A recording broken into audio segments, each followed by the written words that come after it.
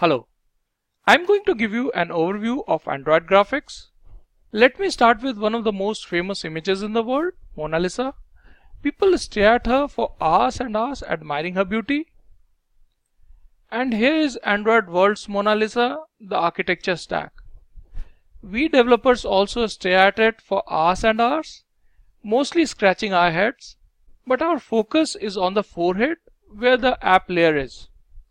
To enjoy the beauty of this architecture and to make the most out of it, we need to see the larger picture.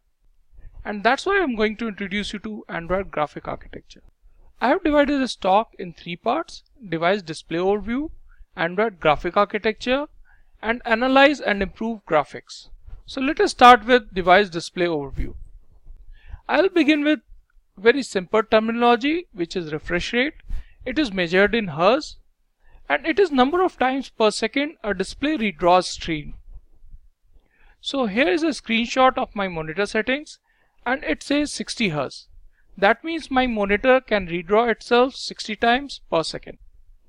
Another terminology is frame rate, which is measured in FPS, that is frames per second. So frame is an image which is shown on device display, and frames are generated by system. CPU, GPU and other components are involved. One thing to note here is that FPS may vary depending on the workload system has. So if there are more than, let's say, 3 or 4 apps are running, then the resources get divided and the frame rate drops. So here is refresh rate, which is for device display, and FPS, which is for system. FPS is always going to be capped by refresh rate. So it doesn't matter how powerful your system is, it might be generating 120 FPS, but if your display has a refresh rate of, let's say, 60 Hz, so only 60 frames can be shown per second. 16 milliseconds is an important number for us Android developers, and let us find out why. Android framework assume a device display has a refresh rate of 60 Hz, which is 60 frames in 1 second and then 60 frames in 1000 millisecond. So it comes out to be 1 frame in 16 millisecond. And 16 millisecond is the time we have to generate a frame for buttery experience.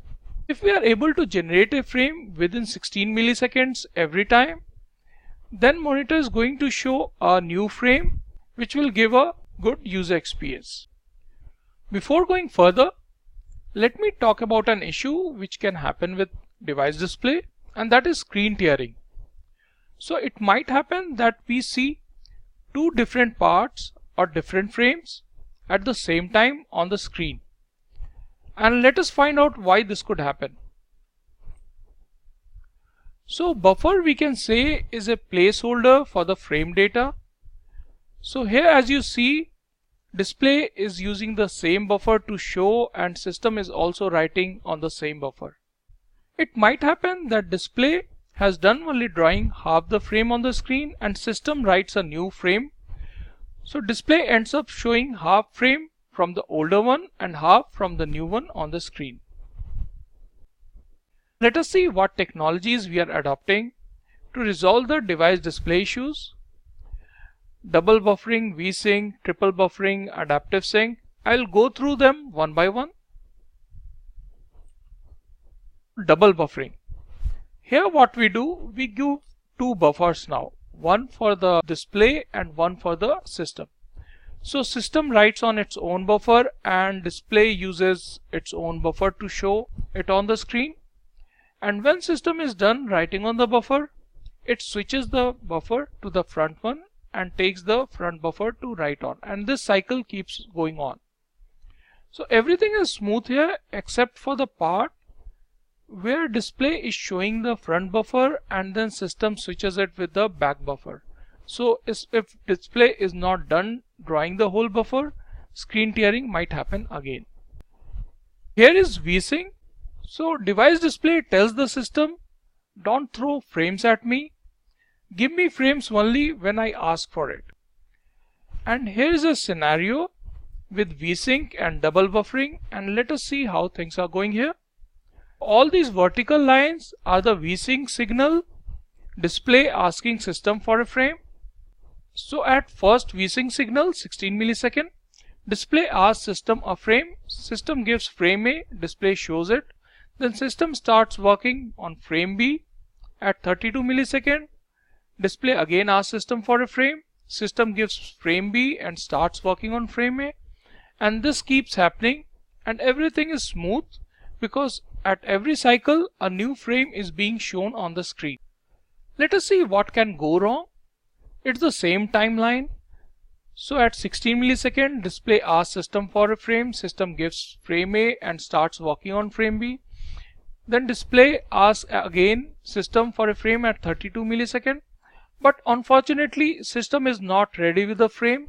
Maybe the frame was too complicated to render, or maybe system didn't have that much resource. So display tells system, okay, since you are not giving me a frame, I am going to show the previous frame. The thing to note here is that now the frame A is being shown from 16 millisecond till 48 millisecond. Because system, even if it's delayed by 1 or 2 millisecond, it can give the new frame only at the next VSync cycle, that is at 48 millisecond. So even if the delay is for 1 or 2 millisecond, the rate at which the frames are shown are dropped drastically. In this case, for example, frame A was being shown only for 16 millisecond, but now frames are being shown for 32 millisecond. So the rate which frames are being shown is almost half.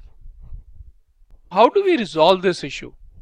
We resolve it by introducing another frame, frame C here. So system, after completing frame B, doesn't sit idle. It starts working on frame C. Display has one buffer to show and system has 2 frames to work on, and that's how we tackle this issue. Android framework also uses triple buffering. Adaptive sync is a new technology which hasn't been mainstream yet. It makes the display refresh rate match the FPS. So if the system is generating 54 FPS, then refresh rate also becomes 54.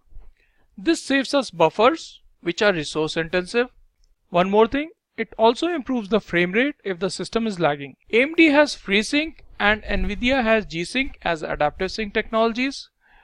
Qualcomm Snapdragon 835 SoC supports Q-Sync, which is again a similar adaptive sync technology. That's all for part 1.